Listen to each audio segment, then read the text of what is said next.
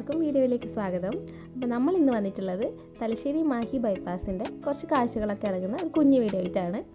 മുഴപ്പിലങ്ങാട് മുതൽ അഴിയൂർ വരെ 18.6 kilometre നീളത്തിലാണ് Thalassery Mahe bypass കടന്നു പോകുന്നത്.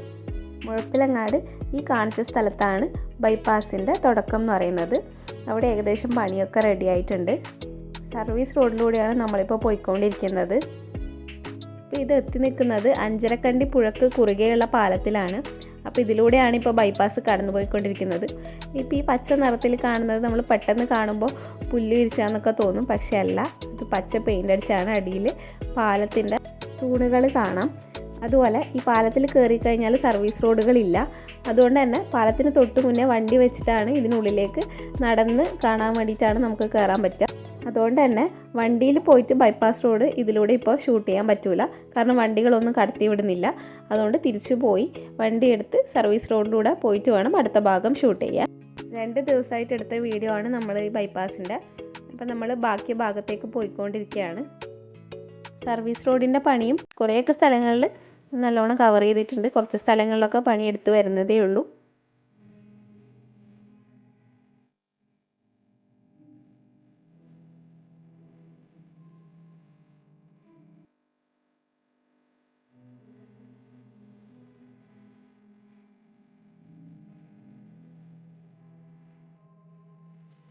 എരഞ്ഞോളി ഭാഗത്തൂടെ കടന്നു പോകുന്ന ബൈപ്പാസിൻ്റെ വീഡിയോസാണ് ഇപ്പോൾ ഈ കണ്ടുകൊണ്ടിരിക്കുന്നത്.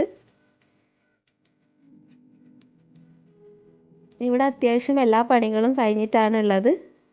ലൈനൊക്കെ മാർക്ക് ചെയ്ത് കഴിഞ്ഞു. അതുകൊണ്ട് തന്നെ വണ്ടികളൊന്നും ഇപ്പോൾ ഇതിലൂടെ കടത്തി വിടുന്നില്ല.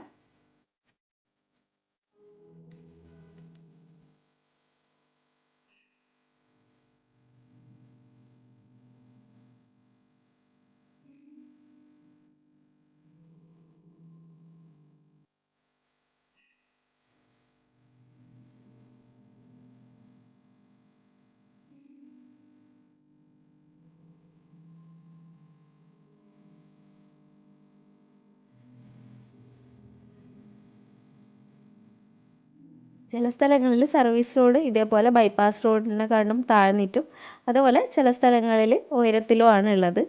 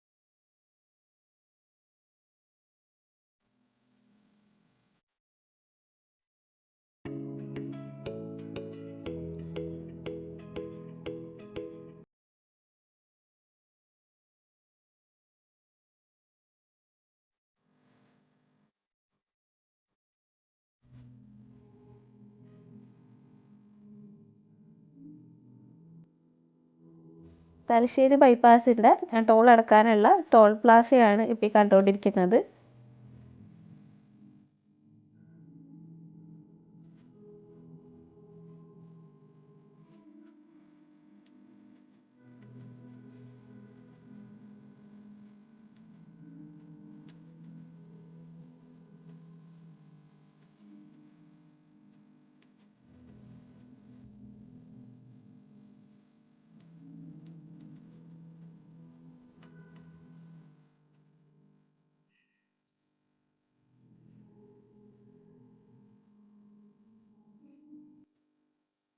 ഇവിടെയൊക്കെ ചെറുതായിട്ട് ഡിവൈഡറിൻ്റെ പണികളൊക്കെ നടക്കുന്നുണ്ട്.